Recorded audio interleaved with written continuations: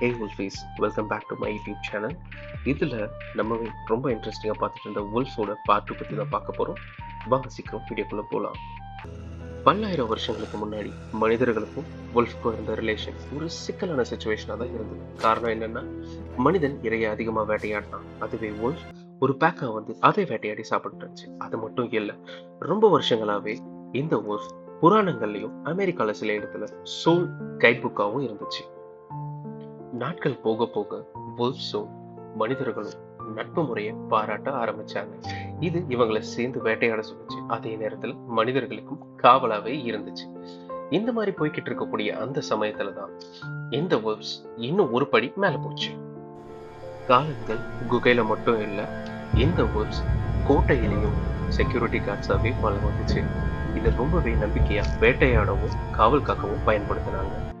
ரொம்பவே துல்லியமான இடங்கள்லையும் ரொம்ப இருள் சூழ்ந்திருக்க இடத்துல கூட இந்த wolf தன்னைத்தானே அடாப்ட் பண்ணிக்கும். அண்ட் இது வேற மாதிரி மாற தொடங்குச்சு. காரணம், மனித நாகரிகம் மெல்ல மெல்ல விவசாயத்தை நோக்கி போகும்போது சில wolfகள் என்னதான் அவங்க லேண்ட்லார்ட்ஸோட காவலுக்கு இருந்தாலும் பல wolfகள் அங்கேயும் வந்து ரொம்பவே தொந்தரவு கொடுக்க ஆரம்பிச்சது.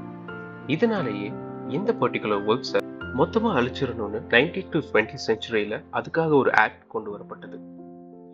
இது ரொம்பவே ஒரு மோசமான செயலா இருந்தாலும் அதே பக்கம் World War I சமயத்துல இதே டாக்ஸை பல விஷயங்களுக்காக யூஸ் பண்ணாங்க.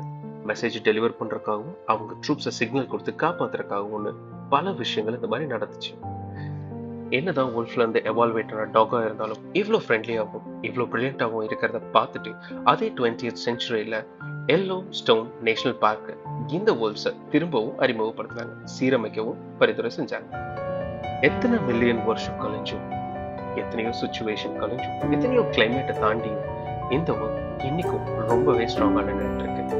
அண்ட் இது கொஞ்சம் எவால்வேட் ஆகி டாக்ஸா மாறினதுக்கு அப்புறம் சொல்லவே வேண்டாம், மனிதர்களோட திக் ஃப்ரெண்ட்ஸாவே இருக்கு. நம்ம வீட்டுல நம்ம கூட இருக்கக்கூடிய ஒரு செல்ல பிள்ளையாகவும் அதே நேரத்துல நம்ம காவலர்களுக்கு ஒரு சேஃப் கார்டாகவும் ஒரு சோல்ஜராகவும் நிற்கக்கூடிய இந்த wolf அண்ட் டாக்ஸை பத்தி உங்களோட கருத்துக்களை கமெண்ட்ல பதிவு பண்ணுங்க. அண்ட் இதே மாதிரி நிறைய வீடியோஸ் போட like, share and subscribe. Thank you.